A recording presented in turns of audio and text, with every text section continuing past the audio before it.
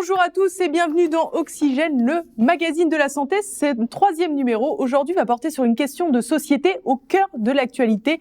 Peut-on encore manger de la viande? Aujourd'hui, évidemment, tout le monde aura vu les tristes vidéos diffusées par L214, des vidéos prises en caméra cachée, des vidéos qui montrent un traitement des animaux effroyable. Alors justement, la question qui va nous occuper, on va essayer de comprendre si l'éthique, la question sanitaire, l'hygiène peut être respectée et si l'on peut encore consommer de la viande raisonnablement. C'est ce que l'on va faire aujourd'hui avec nos invités. Évidemment, Nicole, que je ne présente plus, à mes côtés, pédiatre, oncologue, jeune retraitée également. Absolument. Anne Deloisy, que les téléspectateurs de TV Liberté ont déjà vu pour ce brillant ouvrage, Bon appétit, publié aux Presses de la Cité, avec un sous-titre qui ne laisse pas indifférent, Quand l'industrie de la viande nous mène en barquette. Et également avec nous aujourd'hui, Pierre Inard. Pierre Inard aux multiples casquettes, on va le dire. Alors, notamment cet ouvrage, puisque vous êtes lanceur d'alerte, avec cet ouvrage qui s'appelle Omerta sur la viande, un témoin qui parle. Le témoin qui parle, c'est vous, et c'est publié aux éditions Grasset. Alors, pour commencer tout de suite, on va faire comme d'habitude, on va passer à l'actu de la santé, Nicole.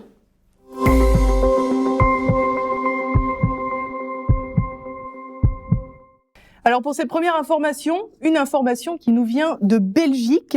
Il y a très peu de temps, un hôpital, ou plus ou moins un établissement de soins de patients en fin de vie, a été condamné parce qu'en 2011, il avait refusé de pratiquer l'euthanasie sur son patient. Nicole, vous êtes médecin, vous avez côtoyé malheureusement des patients en fin de vie. Quel regard portez-vous sur cette information qui, on peut le dire, est un peu incroyable ? Oui, moi, elle ne m'a pas tellement paru incroyable parce que malheureusement, le conditionnement à l'euthanasie dans les services hospitaliers dans le pays et dans nos pays européens est de plus en plus développé. Et j'étais heureuse heureuse entre guillemets, qu'on cite cette information ici, sur laquelle évidemment il faudra revenir dans un vrai débat sur l'euthanasie, parce qu'il faut que les gens, il faut que la population se rende compte de la manipulation quand même à laquelle ils sont soumises, parce que entre dire il faut pas qu'un patient meure dans la souffrance, il faut pas qu'on allonge ses souffrances, etc. Il faut les soulager et les dérives majeures qui surviennent une fois qu'on a banalisé ça et que les gens finalement je suis amené ma mère cette nuit aux urgences et puis on m'a dit laissez-la la nuit, ça va vous reposer. Le lendemain matin, on arrive, elle est morte. Moi, c'est quand même des témoignages que j'ai dans des hôpitaux parisiens. Alors que c'était quelqu'un qui allait pas si mal à domicile. Il faut vraiment que l'euthanasie soit prise pour ce qu'elle est. C'est vraiment un problème de fond. On va parler d'éthique pour les animaux tout à l'heure, mais c'est la même chose. C'est un problème de société, effectivement. L'éthique, qu'est-ce que c'est que la vie et au sens large, hein. Donc vraiment, c'est gravissime, mais c'est pas. Il faut bien voir que cette interdiction en Belgique n'est pas inimaginable en France. En France, on pourra aussi discuter un jour dans notre émission des problèmes de l'avortement, des conséquences hormonales, etc. chez les jeunes femmes. Mais j'ai vu aussi passer un texte là avec la réforme de la santé, comme quoi les cliniques ou les hôpitaux qui pratiquent les accouchements sont soumis à un quota. En gros, il faut qu'ils fassent un avortement pour 4 accouchements. Ça, c'est récemment dans la nouvelle loi de santé, vraisemblablement. Je veux dire, il y a des choses comme ça. Si, c'est hallucinant, Parce que je veux dire qu'une femme puisse avoir recours à l'avortement si elle en a besoin, etc. Mais enfin, qu'on les pousse manifestement et surtout on oblige les établissements, là aussi, y compris en supprimant éventuellement le droit de la clause de conscience du médecin, ça devient gravissime. Alors on va continuer avec les bonnes idées du ministère de la Santé, évidemment, avec un nouveau plan, le plan France Génomique, qui est prévu d'ici 2025, pour lequel on va quand même dépenser 670 millions d'euros. Nicole, vous pouvez peut-être nous en dire un mot ? Là aussi, très, très brièvement, parce que là aussi, ça méritera, on fait des ouvertures sur les futures émissions, parce que vraiment, effectivement, le fait de vouloir, là aussi, notre ministre a dit qu'il faut que chaque Français ait son génome, ça fait très, très peur. Alors, ça peut être présenté pour les patients vu de très loin ou pour les citoyens comme je suis susceptible de faire plutôt tel cancer que tel autre. Ce qui veut dire d'abord qu'on ne va plus soigner tous les patients de la même façon, donc la médecine universelle ne va plus être exercée. Et puis surtout, c'est une source invraisemblable d'informations, puisque ça va être des open data, on va les mettre, c'est nos données de santé, là aussi dans la loi de santé qui vient d'être votée, Il est clair que nos données de santé vont être mises sur le marché, vendues, etc., en tout cas aux assurances. Donc vos assurances connaîtront votre génome à partir du moment où vous aurez accepté de le faire. Donc moi, la première chose que je conseille aux citoyens, c'est de refuser de faire ce génome sans avoir plus d'informations. Après, on pourra discuter. Mais il est évident que faire le génome de tous les citoyens, d'abord, au-delà du coût invraisemblable que ça... Là aussi, il faudrait qu'on nous mette les conflits d'intérêts ou les liens d'intérêts qui expliquent qu'on mette ce plan en place alors qu'on ne rembourse plus l'aspirine ou des petits médicaments de confort. Mais je veux dire, c'est un danger majeur de fichage, effectivement, de tout individu et qui va justifier qu'une assurance ne vous rembourse pas ou ne vous donne même pas un prêt pour votre maison parce qu'avec le génome que vous avez, là, vous allez vous faire un cancer dans les 10 ans. Moi, je ne vous assure pas pour acheter une maison. Il faut quand même que les citoyens comprennent que c'est ça. Mais au-delà de l'aspect confidentiel, quand même, on comprend pas très bien, finalement, si on décode, entre guillemets, l'ADN de tout le monde, on pourra vraiment avoir un traitement spécifique pour chaque personne. Pas du tout. Vous aurez un traitement sur un gène et pas sur une personne.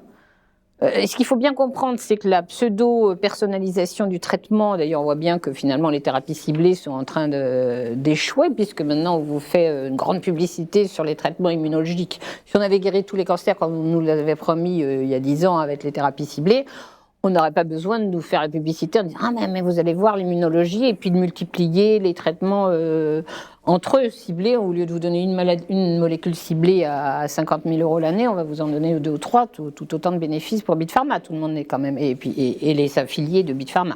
Tout le monde n'est pas perdant dans cette affaire. Les actionnaires ne sont jamais perdants. Hein, mais par contre, les malades, si vous voulez cibler un traitement sur une mutation d'un gène précis n'est pas guérir la personne, c'est essayer de guérir la mutation qui se situe elle-même dans un environnement d'une personne, d'un organe, d'un environnement général de la personne, là où elle vit, en fonction de la température, de l'humidité, de ce que vous voulez. Donc, il est aberrant de penser que le cancer serait une maladie aussi bête qu'on pourrait la soigner avec une mutation. C'était chimique. D'abord, la meilleure démonstration est que ça fait 10 ans qu'on nous raconte ça et que, enfin même 15 et ça marche pas. C'est ce qu'on a démontré dans la première émission. Si vous voulez la revoir, faut pas hésiter. N'hésitez pas. Voilà. C'est malade tous cobayes. On passe à la troisième. Mais c'est gravissime parce que si vous voulez, c'est exactement la suite de cette prise en charge des patients. On leur fait croire qu'on personnalise sur l'individu, sur la personne qui est en face de moi, alors qu'on essaie de personnaliser sur un petit bout de la mutation d'un gène, d'un cancer ou d'une cellule dont on sait, en plus on sait tous quand même que les cancers sont hétérogènes.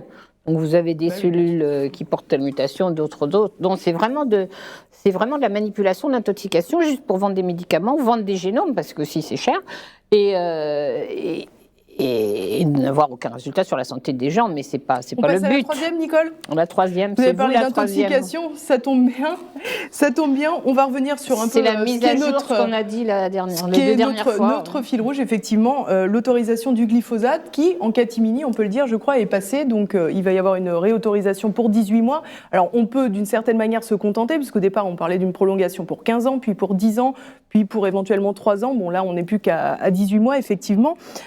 Vous, Pierre Inard, évidemment, comme vous êtes au-delà du fait que vous soyez lanceur d'alerte, vous êtes également agriculteur. Maintenant, on expliquera un petit peu pourquoi vous en êtes arrivé là. Vous utilisez des pesticides comme le glyphosate de Monsanto ? Aucun, parce que je suis, comme agronome, pionnier dans les systèmes extensifs et des systèmes bio. Donc ça fait bien longtemps, des décennies, qu'on a fait la démonstration que ce sont des pesticides extrêmement dangereux, mais qui ne sont pas utiles. C'est l'ensemble de l'agronomie qu'il faut revoir. C'est parce qu'on pratique mal, on travaille mal les terres, donc on les salit, donc ils cherchent des solutions chimiques qui tuent tout, et avec des problèmes derrière de mutation, et c'est des produits qui sont reconnus potentiellement cancérigènes par l'OMS, donc il ne faut pas jouer avec ça. Là, on s'aperçoit juste... L'OMS a justement retiré le caractère cancérigène. Finalement, ils sont revenus sur cette appellation. Oui, mais ça, c'est la force des lobbies, parce que c'est vrai que ça faisait une grosse tâche sur le produit. Mais ici, ça veut simplement dire que l'Europe a reculé face aux lobbies. Il y a une urgence d'interdire ces produits qui sont hautement toxiques. Si je je peux dire, l'Union européenne a reculé, ce qui montre qu'effectivement la toxicité, pas l'Europe. Non, pas l'Europe. Nous sommes en Europe. L'Union européenne, quand même, qui est effectivement une organisation totalitaire sur ces choses-là, nous impose quand même. D'ailleurs, ça a été décidé en Commission européenne sûr, parce que comme personne n'arrivait à statuer sur la question, c'était une décision. C'est effectivement une organisation autoritaire qui nous impose d'intoxiquer les citoyens là aussi. On passe à la radiographie de la santé, Nicole. On passe au gros sujet. Peut-on encore manger de la viande aujourd'hui en France en 2016 ?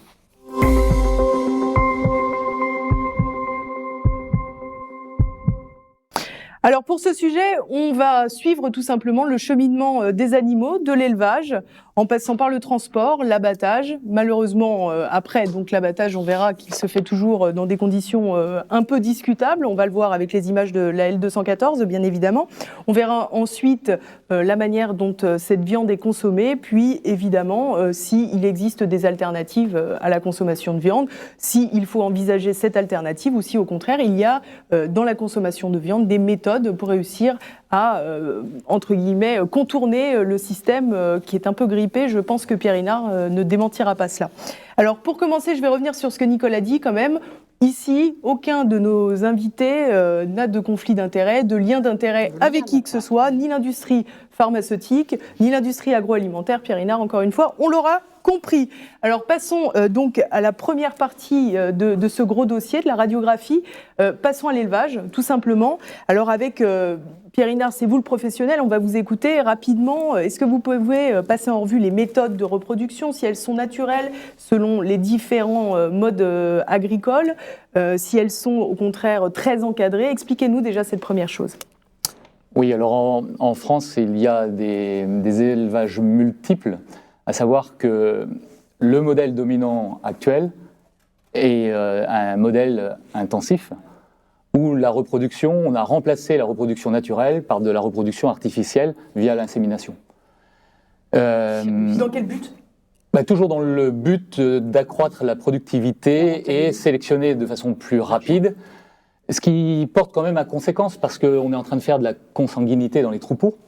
Savoir qu'un taureau va être père de milliers de descendants, ce qui veut dire qu'après, vous avez des animaux qui ont une très faible diversité de gènes, parce qu'en fait, c'est 3, 4 ou 5 taureaux qui, au niveau français, sont les souches de l'ensemble du troupeau reproducteur. Alors, ça, c'est le modèle dominant. On a glissé vers ce système-là depuis 25 ans avec une très forte accélération.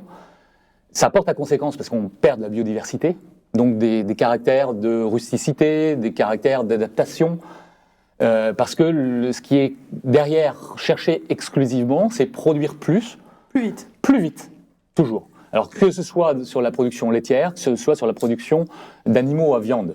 C'est-à-dire troupeaux de vaches nourrices et troupeaux laitiers productrices de lait. Donc on a ce même problème. Parallèlement, vous avez encore des résistants, j'en fais partie, qui utilisent donc la reproduction naturelle. Donc j'élève des taureaux, et donc ce sont les taureaux qui font la monte naturelle et qui font la reproduction sur la ferme. Donc ça c'est complètement compatible et naturel, on préserve donc une biodiversité. Ce mode de reproduction-là est plus présent aujourd'hui sur le troupeau, ce qu'on dit allaitant, c'est-à-dire des vaches nourrices qui sont les élevages qu'on appelle les élevages de bovins destinés à la viande. Il y a un plus fort taux de reproduction naturelle. Sinon, pour l'élevage laitier aujourd'hui, à 90-95%, c'est exclusivement de l'insémination artificielle. Alors Anne, vous avez été, il me semble, aussi au début de la filière, avant de visiter les abattoirs dans votre longue enquête de 3 ans. Est-ce que vous pouvez nous expliquer un peu ce que vous avez vu en ce qui concerne les conditions d'habitat, entre guillemets, des animaux? Parce qu'aujourd'hui, on voit des animaux comme les vôtres, visiblement, qui sont au champ et qui mangent de l'herbe. Et puis on voit l'émergence de la ferme des 1000 vaches. Et puis des fermes des 1000 vaches, il y en a plus d'une quinzaine en France déjà. Donc c'est pas un phénomène nouveau. Alors il y a une accélération et c'est vrai que du coup les consommateurs se sont pas mal insurgés contre ce phénomène, mais ça existe déjà depuis un bon moment. Pour les vaches, effectivement, on a des fermes de 1000 veaux, 1000 vaches, etc. Mais pour les cochons, c'est bien plus que ça. C'est 5000 ou 10 000 mères reproductrices, donc ça produit énormément. Ils font 100 000, 150 000 cochons par an. Avec les problèmes qu'on connaît d'ailleurs, parce qu'il me semble que les truies sont conservées pour la plupart, enfin conservées entre guillemets, mais couchées avec des grilles autour d'elles, et en gros les petits peuvent la téter sans qu'elles puissent vraiment se retourner, ni même les lécher quand elles leur donnent naissance. C'est intéressant de regarder des images, on en voit beaucoup sur internet. Effectivement, les animaux sont parqués, du coup pour rentabiliser au maximum, on les met dans des bâtiments où ils sont confinés. Ils ont des espaces extrêmement réduits, et c'est pas innocent si on les empêche de bouger, c'est parce que quand ils bougent, ils consomment de l'énergie, donc s'ils consomment de l'énergie, ils grossissent moins. Mais ils font du gras. C'est le but, il faut qu'ils soient lourds. Et pour pas qu'ils fassent trop de gras, puisque le consommateur soi-disant n'aime pas le gras, ce qui est une erreur, puisque le gras c'est justement le goût dans une viande. C'est le goût, c'est là que c'est par là que ça passe. Du coup, en fait, ils leur donnent, pareil, ils font des transformations génétiques pour que ce soit des animaux qui soient plus musclés, avec beaucoup plus de fibres. Comme ils n'ont pas de muscles en courant, forcément. Voilà. Ils ont, par exemple, la longueur du corps d'une truie, par exemple, a beaucoup augmenté. C'est beaucoup allongé parce qu'en fait, on aime les côtes. Donc il faut que les côtes soient bien charnues. Et on fait des manipulations génétiques. On les fait sur les cochons, on les fait sur les vaches, on les fait sur les volailles. Par exemple, sur les vaches, elles ont tellement été modifiées génétiquement, même si à un moment donné elles ont été protégées. Ils ont été chercher des spermatozoïdes d'autres variétés de vaches qu'ils ont mixés pour arriver à faire des vaches qui soient plus résistantes et plus costauds. Sauf qu'elles sont tellement costauds maintenant et elles sont tellement lourdes qu'elles n'arrivent même plus à se monter les unes sur les autres. On parlait de reproduction tout à l'heure. Elles peuvent plus, et que le taureau en fait se casse les pattes quand il essaye de monter la vache. Donc c'est un problème, donc on arrive à l'insémination artificielle. C'est un peu un espèce de système kafkaïen où en fait tout le monde est le cochon de la farce, le dindon de la farce ou le cochon, je sais pas. Visiblement on peut le faire avec tous les animaux. On peut le faire avec tous les animaux, et le pire avec l'homme. Y compris avec l'homme. À partir du moment où on fait du génome, on veut aussi faire de l'eugénisme et avoir son petit prix Nobel, donc aller chercher les spermatozoïdes. Donc c'est la même chose, hein. On est vraiment dans le même combat, quoi. Mais le problème majeur dans tous ces ateliers de pousse ou de production, parce que c'est même plus des élevages maintenant, c'est des ateliers de production, ça devient très très mécanique, c'est que pour pas qu'ils tombent malades, on est obligé de leur donner des antibiotiques, même si officiellement c'est interdit, mais on va vous dire qu'on leur donne pas en préventif, mais parce qu'il y a une vache qui est malade, sauf qu'autrefois quand vous aviez une vache qui était malade, et Pierre j'imagine fait ça encore aujourd'hui, vous la sortiez du troupeau, vous la soignez, et une fois qu'elle a été guérie, vous la remettiez avec le troupeau. Là, ils ne peuvent pas puisqu'ils sont enfermés tous dans le bâtiment, et donc quand vous en avez une malade, vous soignez toutes les bêtes. Et donc elles sont toutes passées aux antibiotiques. Donc quand on vous dit qu'on n'en donne pas, c'est pas vrai. Par ailleurs, comme elles sont toutes enfermées les unes sur les autres, elles respirent toute la journée leurs excréments qui leur brûlent les poumons. On se rend compte que par exemple pour les cochons, je crois que c'est 80 ou 90% des cochons ont des infections pulmonaires. Les cochons élevés de façon industrielle, pas les cochons en plein air. Eux, ils n'ont pas de soucis. À cause de l'ammoniac. À cause de l'ammoniac de l'urine qui leur brûle les poumons. Et en fait, tout ça a des conséquences. Et comme ils ont les poumons brûlés, on est obligé de leur donner des médicaments supplémentaires. Et qui retrouve ces médicaments dans son assiette? C'est le consommateur. Alors, on va regarder un petit témoignage qui va sans doute faire un peu écho à votre expérience, Pierre Inard. C'est Stéphanie Bignon. Vous allez voir un profil totalement atypique. Elle était d'abord ingénieure. Maintenant, elle est ingénieure et paysanne. Elle tient à ce mot, d'ailleurs, qu'elle va reprendre. Elle élève des vaches à viande. On va regarder. Je suis à la fois ingénieur et éleveur, paysan. Donc ingénieur la moitié du temps, éleveur l'autre moitié du temps. Et c'est assez important, j'y tiens, parce que je pense que c'est l'avenir en fait. Et donc je fais cette gymnastique depuis 2008. Si on prend par exemple les chiffres, dans les années 50, plus de 30% de la population active est représentée par les paysans. Dans les années 2000, on tombe à moins de 4%. Autrement dit, comment peut-on tenir à ce rythme? De moins en moins de paysans, de moins en moins de personnes pour produire de la nourriture et de plus en plus de bouches à nourrir. Nous sommes de moins en moins nombreux à produire de la nourriture, donc nous devons nous tourner vers la productivité. Qu'est-ce que la productivité sinon produire plus avec moins de moyens et moins de personnes? Et je pense que cette gymnastique doit cesser.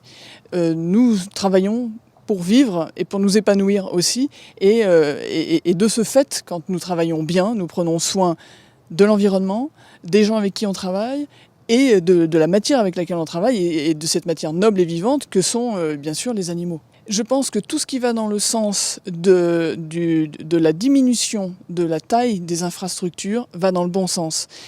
Aujourd'hui, cette productivité nous a amené à fabriquer de plus grands ensembles de production et évidemment d'abattage. Toute la chaîne se transforme va vers le gigantisme. Et c'est ce gigantisme qui engendre tous les déséquilibres que nous connaissons aujourd'hui. Et évidemment que l'animal est le premier à en pâtir. Le premier, peut-être le deuxième, parce que les agriculteurs en pâtissent en premier lieu. Alors vos réactions, Pierre Inard? Son analyse est complètement juste. C'est doublement intéressant parce qu'elle a aussi les deux casquettes, c'est-à-dire elle a son côté ingénieur et éleveuse.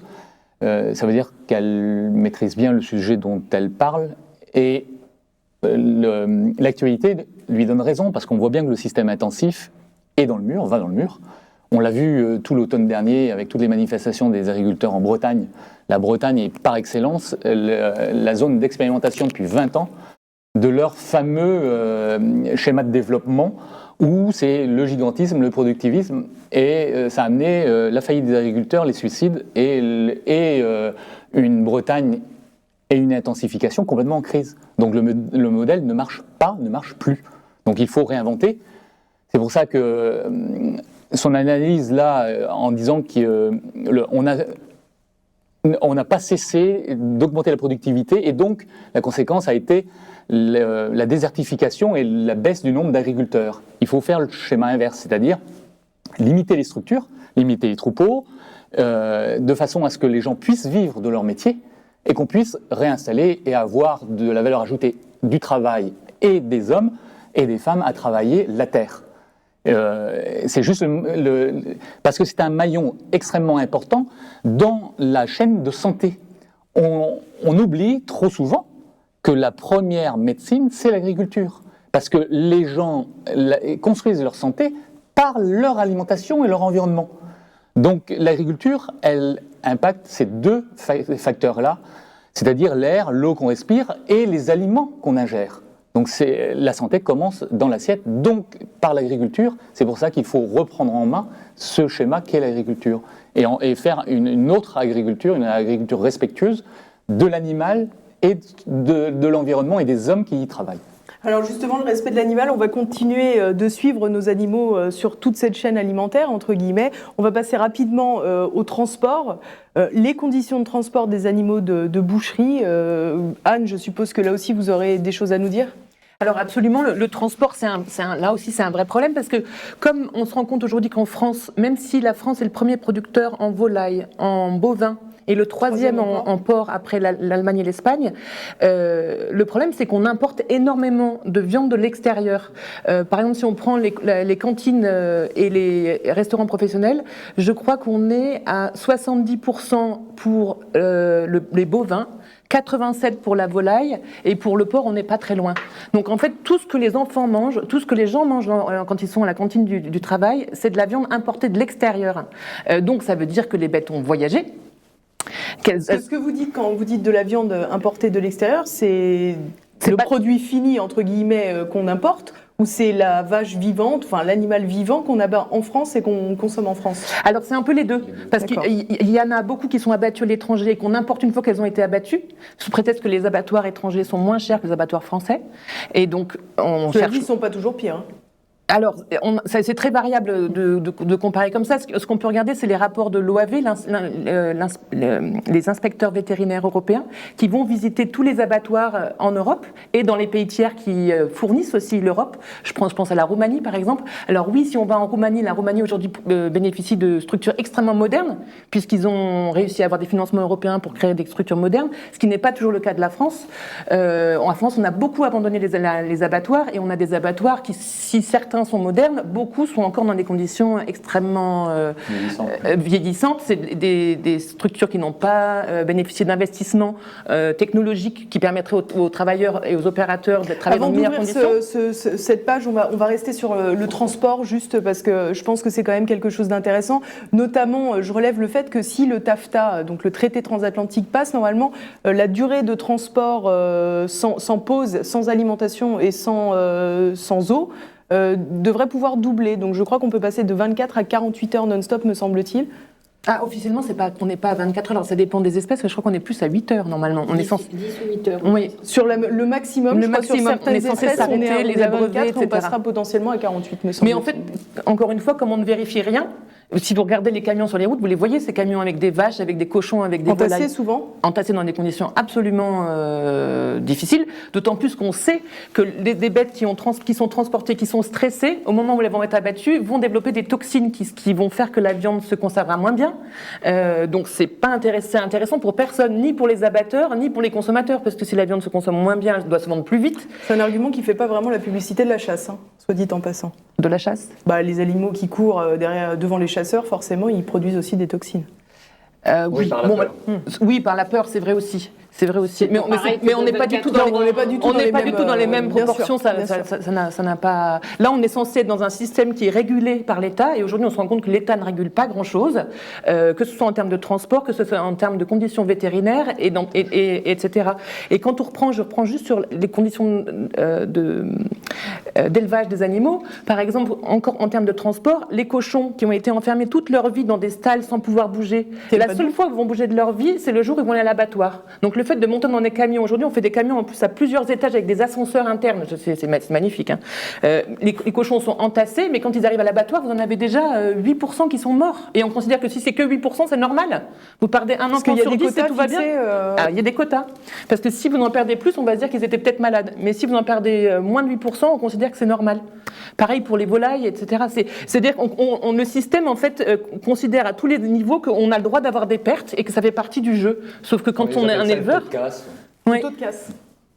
Comme au service militaire. Voilà, mais c'est lié à l'intensification C'était 3%, de toute la chaîne. Ils avaient le droit autrefois. Et donc, comme on veut gagner en productivité, il faut massifier les transports, concentrer dans les transports.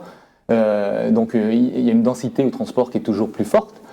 Après, c'est cumulé avec des distances, parce que comme les abattoirs s'éloignent, eh bien la distance de transport des animaux augmente. Ils s'éloignent parce qu'il y en a beaucoup qui ferment. Voilà, mais ça c'est une mauvaise tendance aussi. Voyez, et il faudrait aussi, pour récupérer la valeur ajoutée sur les territoires, parce qu'on parle que la France s'appauvrit, mais pour que la France se réenchérisse, il faut absolument, c'est ramener de la valeur ajoutée, mais sur les territoires, et diversifier et répartir ça sur l'ensemble des territoires. Aujourd'hui, ce sont des gros moyens d'abattage qui drainent l'ensemble des abattages en France, et l'ensemble des transports convergent. Donc ça fait après des centaines, voire des milliers de kilomètres de transport, alors qu'il faudrait absolument, c'est répartir à nouveau la valeur ajoutée sur les territoires. Et ça veut dire que l'État reprenne son rôle d'incitation à moderniser des structures plus petites, mais plus locales.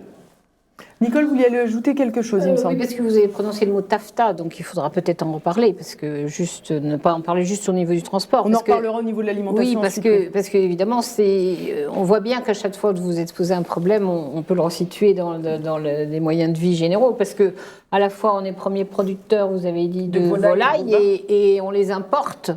Donc il y a quand même quelque chose qui ne va pas du tout dans notre système. Hein, on ne peut pas faire l'impasse sur les implications, effectivement, de l'Union européenne sur notre organisation. Moi, je veux bien qu'on parle d'agriculture en fermant les yeux, mais je veux dire, là, par exemple, vous parlez de désertification, et c'est tout à fait intéressant de voir qu'on nous fait un cinéma d'encre sur les déserts médicaux. Mais on supprime les agriculteurs, donc on supprime les écoles, donc après il n'y a plus de médecins. Enfin bon, effectivement, si on réorganise, si on laisse naturellement se réorganiser une vie entre guillemets normale, peut-être ancestrale, Oui, on fait une vie normale. Je veux dire, si j'ai envie d'élever mes 10 poules, que j'ai pas 25 normes qui fassent que j'ai pas le droit d'élever mes 10 poules. Et à ce moment-là, je vais rouvrir une petite école, je vais y avoir forcément un cabinet médical, une pharmacie, un tabac qui vont revenir. Je veux dire, on peut pas, je crois qu'il faut, de façon générale, on peut pas traiter le système de la santé des humains, la santé des porcs, la santé des chevaux, etc., de façon isolée, parce que c'est vraiment un problème de fondement de notre société politique. Alors on va terminer. Je voulais juste rajouter un point sur ça, parce qu'en fait, effectivement, en termes de conséquences sur la santé de l'alimentation, il y a des études qui ont été faites par les États généraux sanitaires français, donc en plus c'est une étude interne, donc on pourrait se vanter du fait qu'elle est assez efficace, et qui dit 1 euro dépensé en prévention, c'est 5 à 6 euros économisés en frais médicaux et réparation des préjudices. Parce qu'au final, si vous mangez mal, ce qui se passe, c'est que le consommateur va devenir malade. S'il est malade, alors ok, c'est la Sécu qui paye, mais en même temps, c'est quand même le consommateur qui est malade lui-même. Donc à un moment donné, c'est vous. et puis la Sécu, c'est quand même nous. Non mais j'entends bien. Donc du coup, il faut peut-être prendre le problème à l'envers et se dire à un moment donné, si je dépense un tout petit peu plus dans mon alimentation, derrière, je fais des économies parce que je serai pas malade. Ça, c'est la première chose. Il y a un deuxième point sur l'Europe, parce que je trouve ça important. On n'arrête pas en France de taper sur l'Europe au niveau agricole. Je pense qu'il faut quand même qu'on précise que sur les 28 pays européens, la France touche 80% des aides de la PAC, de la production agricole commune. C'est-à-dire que, en gros, tout ce qui se décide au niveau européen sur l'agriculture, c'est la France qui le décide. Rien ne se fait si on n'est pas d'accord. Donc, dès qu'on entend les ministères, le gouvernement expliquer que c'est l'Europe qui nous impose des trucs, à un moment donné, il faut aller voir de plus près ce qui se passe réellement. L'Europe ne nous impose pas grand-chose. C'est la France qui impose à l'Europe son système et sa vision des choses. Donc ça, c'est aussi quelque chose d'assez important. Vous avez raison, oui. Et aussi dire que les subventions, ils n'atterrissent pas aux petits producteurs, mais à ces malheureusement, j'imagine. Quand on sait que 80% des subventions européennes en France, elles sont perçues par 20% des agriculteurs. Voilà, Combien ça c'est vous touchez, important. vous, d'allocation de l'Europe ? Alors ça, c'est un problème. Je suis dans les fermes qui touchent les moins. C'est-à-dire, même par rapport au voisinage, j'ai 3 à 4 fois moins d'aide européenne que les autres. Sur un système équivalent ou Oui, mais ne serait-ce parce que je suis déjà sur un système herbe. Un système herbe n'a jamais été aidé. C'est-à-dire on a toujours en France privilégié les systèmes polluants. C'est-à-dire le système maïs en silage, tourteau de soja importé, a toujours été un système qui a été aidé, subventionné. Pourtant, la vache, à la base, elle mange... La vache, à l'origine, est un herbivore. Donc c'est une vraie contradiction, un vrai paradoxe de vouloir en faire un cochon. Mais pourtant, depuis que l'Union européenne, et non pas l'Europe des nations, existe, eh bien, les aides européennes ont toujours été aux surfaces cultivées, si possible irriguées. Les aides de production étaient plus importantes sur le maïs en silage. Elles n'existaient pas au départ sur l'herbe. Après, ils en ont mis des toutes petites ridicules sur l'herbe, mais elles étaient maximum sur du maïs.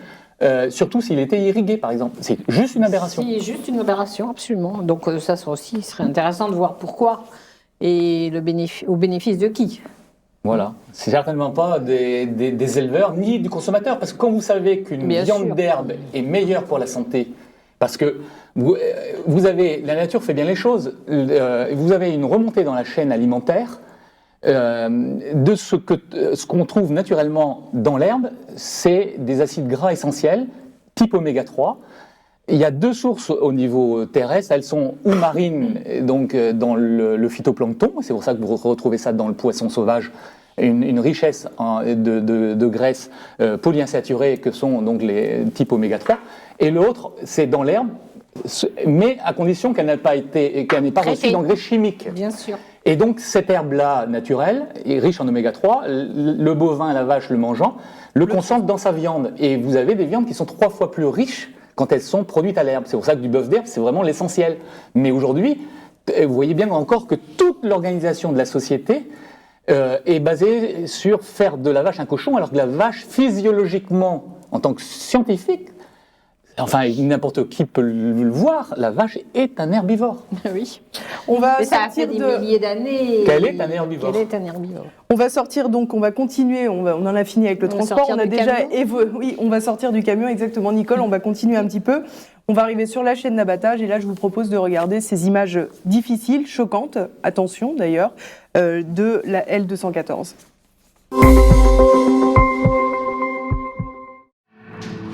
Certains sont tirés dans le piège avec un treuil.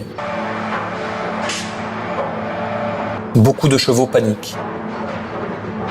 Tués au couteau, ils perdent la vie, suspendus par un crochet. Cet employé perce l'œil d'un mouton avec la pointe du couteau avant de l'égorger.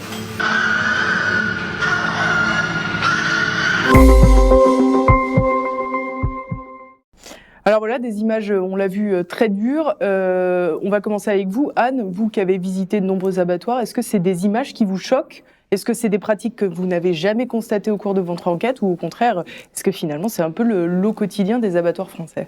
Malheureusement, je vais vous dire, c'est un peu le lot quotidien des abattoirs français. C'est déjà, ce qu'il faut savoir, c'est que faire passer un animal de la vie à trépas, c'est forcément un acte violent. Ça, c'est une première chose.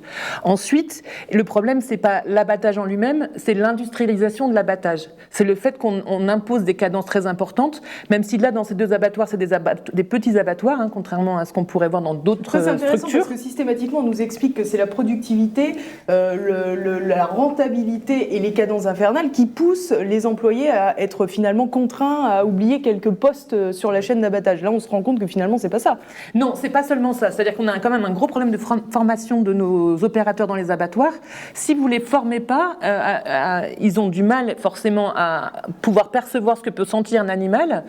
Ils sont soumis quand même à des cadences malgré tout et des fois en fonction des périodes de l'année, que ce soit l'Aïd ou que ce soit Pâques ou que ce soit, c'est des grosses périodes de productivité et d'abattage. Donc effectivement, ils travaillent des heures extrêmement longues.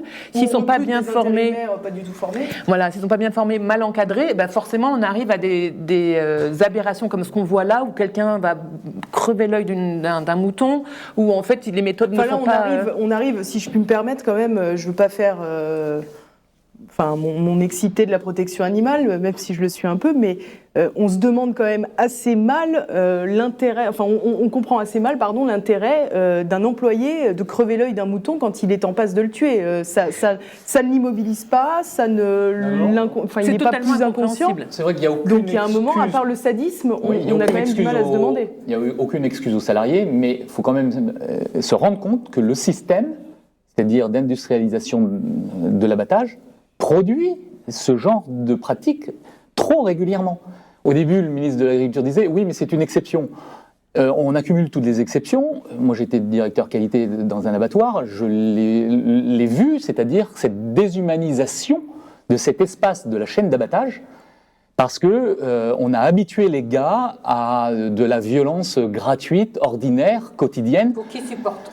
Voilà, oui, puis ils sont énervés, ils se défoulent un peu, il y a ce côté ça, vous voyez.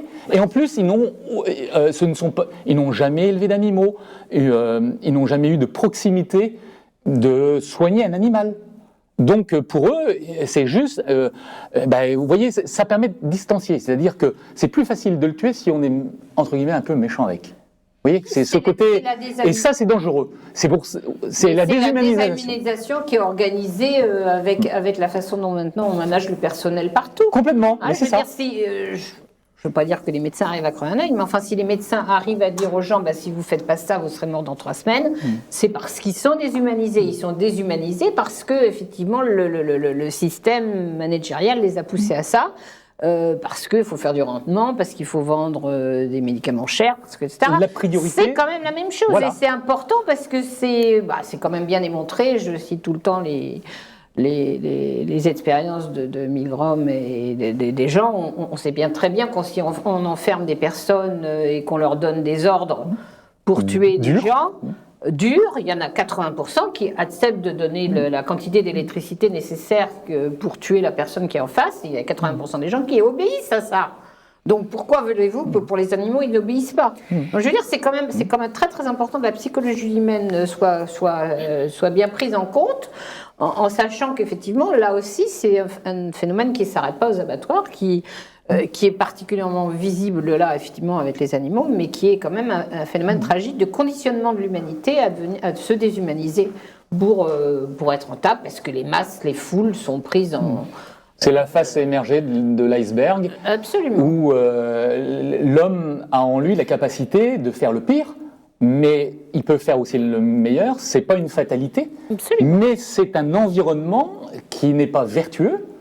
Et moi, je l'ai expressément dénoncé parce que c'est pas une fatalité. On peut faire mieux, on peut faire autrement. Et ça passe par de l'éducation à connaître l'animal, à découvrir et accompagner le fait que c'est un être sensible, qu'il y a une sensibilité. Et si vous apprenez aux personnes à avoir ce contact-là, eh bien, vous ne pouvez plus donner la mort comme ils le font de façon violente. Mais là, en l'occurrence, il faudrait peut-être une vraie volonté politique, parce que là, on a vu la création de la commission d'enquête parlementaire sur les abattoirs qui a été finalement... Auquel on a participé. Auquel, d'ailleurs, l'un et l'autre, vous avez participé. On a bien vu que ça avait été créé quand même sur un effet d'annonce par Stéphane Le Foll, parce que devant le fait que L214 ne lâchait rien et publiait de plus en plus de vidéos, il fallait bien lancer un signe à la population qui, quand même, je le dis, soit dit en passant, mange de moins en moins de viande. Donc on voit ça, c'est finalement des grands débats qui durent des heures, des experts, souvent très qualifiés d'ailleurs pour parler de toutes ces questions, pour finalement voir un article qui paraît hier ou avant-hier d'un député qui a visité un des 2 abattoirs récemment mis en cause, qui nous explique que quand il a visité, il n'y avait aucun manquement. Alors force est de constater que là, il y en avait quand même quelques-uns, pour pas dire qu'ils étaient pléthoriques. Et à l'issue de tout cela, on nous explique que les trois mesures qui vont sans doute être prises, c'est celle que demande L214 depuis très longtemps, à savoir la vidéosurveillance, la formation des employés, qui quand même tombe un peu sous le sens. On s'étonne quand même un petit peu que ça soit demandé maintenant en 2016. Et par ailleurs, la présence systématique de vétérinaires, qui là aussi est imposée par la loi. Et c'est juste un rappel de la loi, parce qu'une chaîne d'abattage ne peut pas fonctionner sans la présence effective et physique des services vétérinaires, c'est-à-dire les fonctionnaires de l'État. Et toutes ces affaires, tous ces scandales-là nous ramènent au manquement de l'État, c'est-à-dire l'État ne fait pas son travail. Les fonctionnaires sont payés pour le faire, c'est leur seule préoccupation. Ils ne sont pas des salariés de l'entreprise, ils sont des fonctionnaires de l'État, ils nous représentent, ils doivent faire respecter la loi. La loi dit que vous n'avez aucune tolérance, aucune possibilité de faire souffrir un animal. Déjà, l'État permet de déroger, d'égorger un animal sans qu'il soit assommé ni inconscient. Une dérogation pour les oui, abattages rituels. cachère et autres. C'est pas normal, c'est juste pas normal. Candide. Moi, je pose une question. Oui. Comment, il me semble qu'il est quand même possible d'endormir les animaux avant de les tuer. Oui. Tout simplement. Il faut les rendre inconscients, mais il faut que ce soit fait de façon propre, systématique. Mais c'est pas le cas en France. Oui, mais pourquoi on ne peut pas imposer ça? Parce qu'il n'y a pas de volonté politique. Non, mais là, la loi le prévoit. La loi prévoit que toutes les bêtes soient étourdies. La loi le prévoit que toutes les bêtes soient étourdies, sauf dérogation, et c'est une dérogation pour le rituel. Le problème, c'est qu'effectivement, quand on regarde les chiffres aujourd'hui, on a à peu près une vache sur 2 qui est abattue de façon rituelle, ce qui ne correspond pas à la demande de consommation. On a... Et c'est déjà pas normal que l'État capitule sur une dérogation à une loi qui s'applique à tout le monde. Oui, mais en même temps, là encore, on en revient aux vétérinaires. Si la loi ne s'applique pas, c'est aussi que les personnes chargées de faire appliquer cette loi, donc les vétérinaires d'État, ne sont pas assez présents dans les abattoirs. Officiellement, c'est ce que vous rappeliez tout à l'heure, un vétérinaire doit être présent en permanence. En pratique, ça n'est pas le cas. Je suis allée dans plein d'abattoirs où il n'y avait pas de vétérinaire. À 8h, par exemple, alors qu'on commence à abattre les animaux à 5h30. Absolument. Alors le problème, c'est ça, c'est qu'on a diminué le nombre de vétérinaires en France de façon drastique et qu'aujourd'hui, on est dans une situation catastrophique.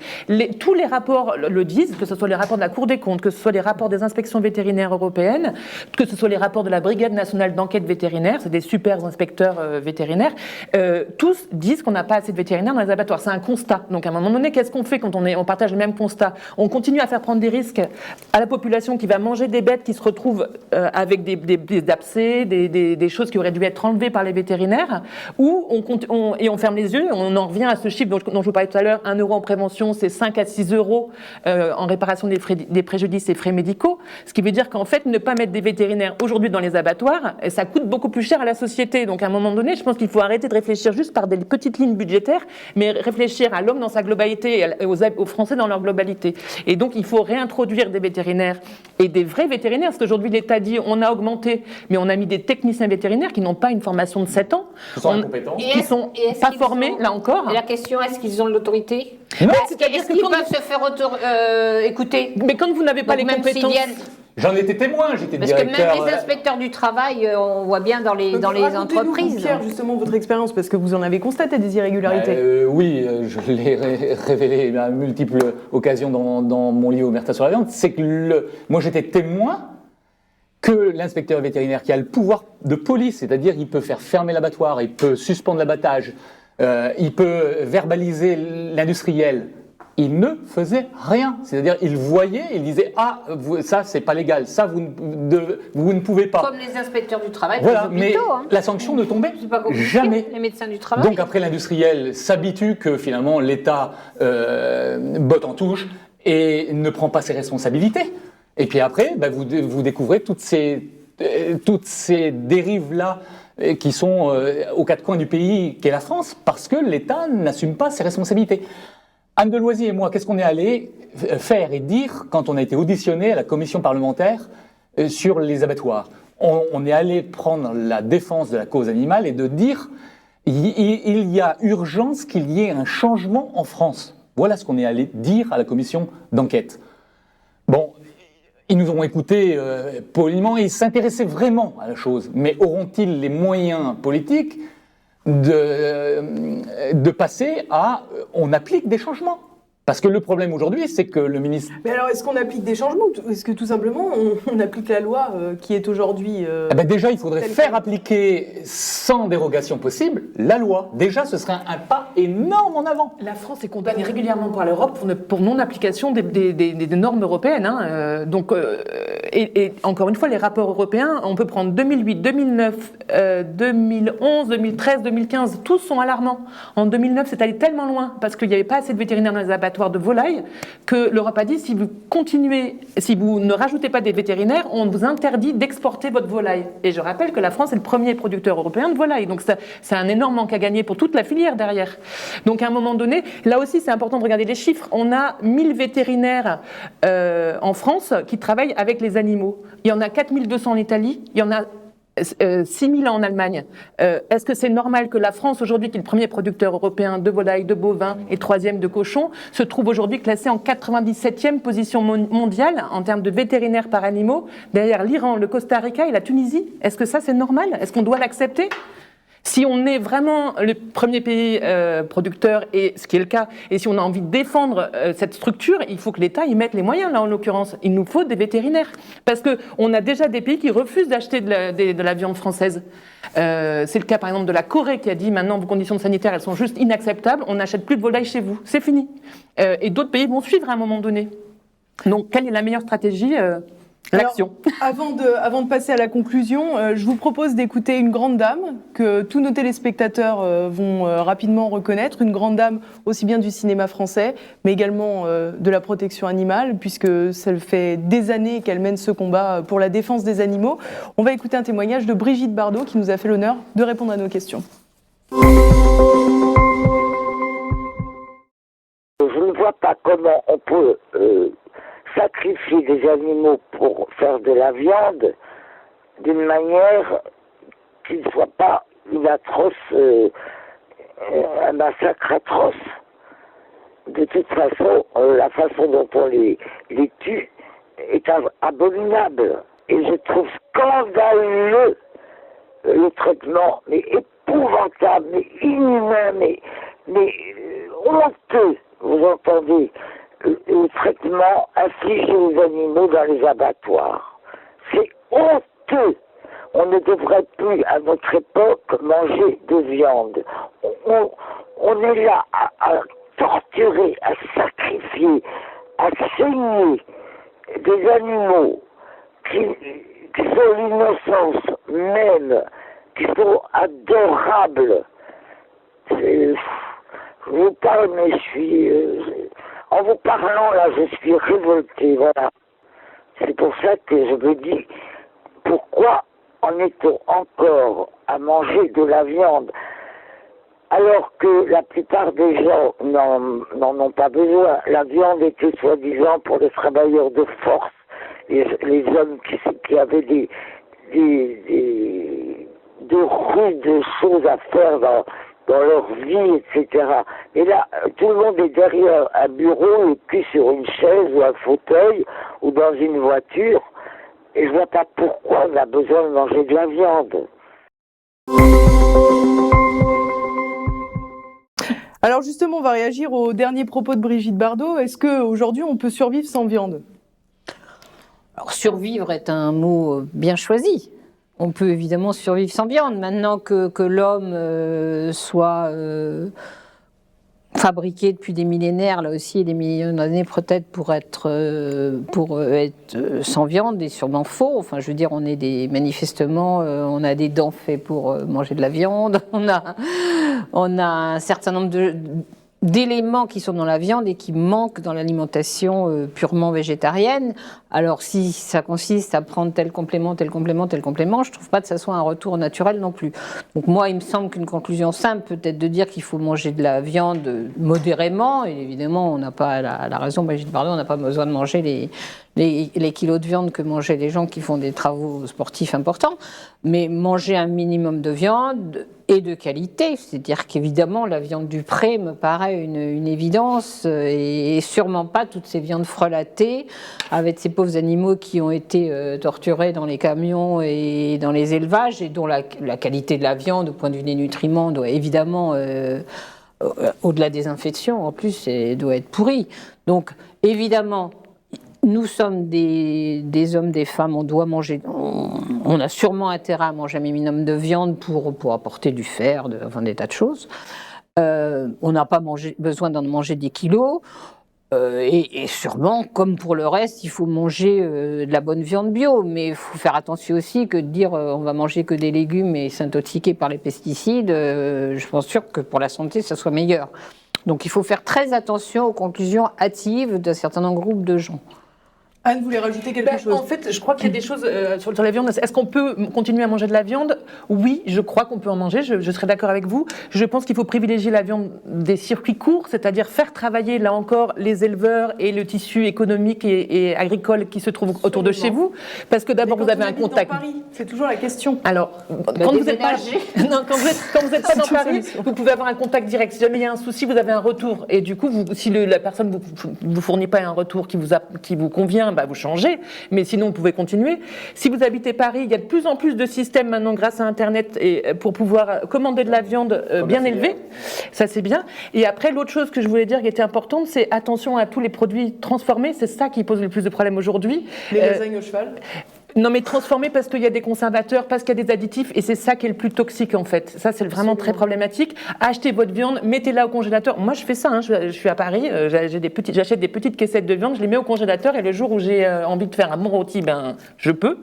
Et en fait, il est bien conservé, il est au congélateur et j'ai pas de souci. Et en plus, je fais travailler des éleveurs comme Pierre, ça leur permet de vivre, parce que rappelons que en France, on a entre 1 et 2 suicides d'éleveurs par jour. Donc il faut faire travailler les petits éleveurs. On va laisser le mot de la fin aux professionnels alors. Bah oui, et on peut consommer de la viande, et il faut consommer autrement de la viande. C'est notre rapport à la consommation qui est mauvaise. D'ailleurs, c'est l'ensemble de la société de consommation qu'il y a à revoir. C'est pas juste la consommation de viande. C'est vraiment les bases de la société de consommation qu'il faut revoir.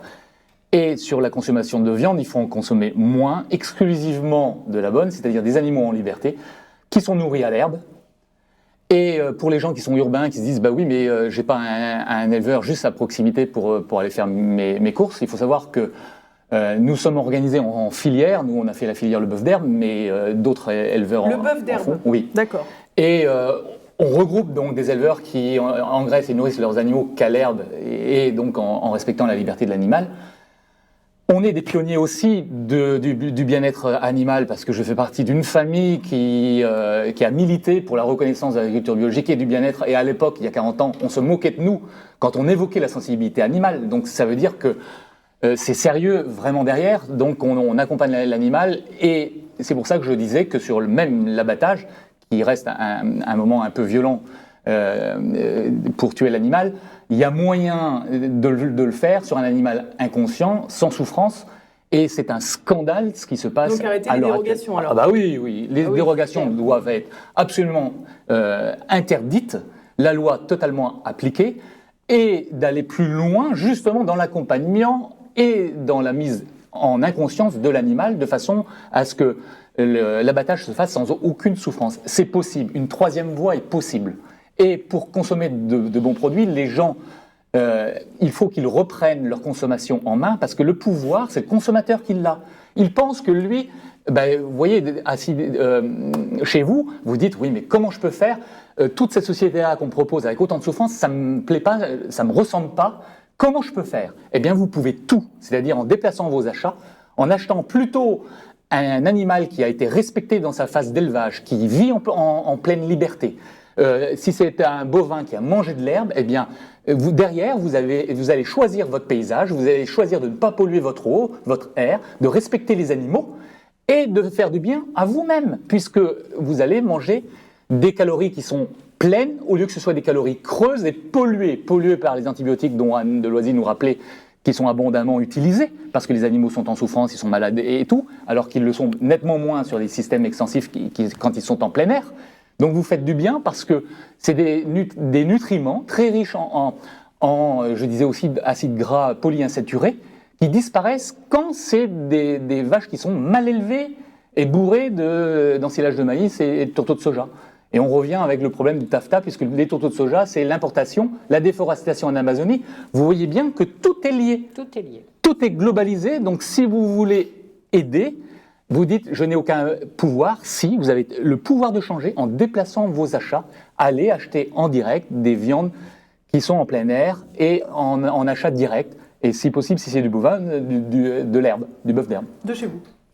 Entre autres. Mais... Bon, on a compris, je crois, consensus intégral. On est Consommer, tout à fait mais d'accord. consommer Oui. autrement. On arrive à la fin de cette émission, donc on vous souhaite une bonne fin de semaine et on Bon se retrouve. appétit. Et bon appétit, effectivement, on rappelle, bon appétit et omerta sur la viande. À bientôt pour le prochain numéro d'Oxygène. Merci. Merci.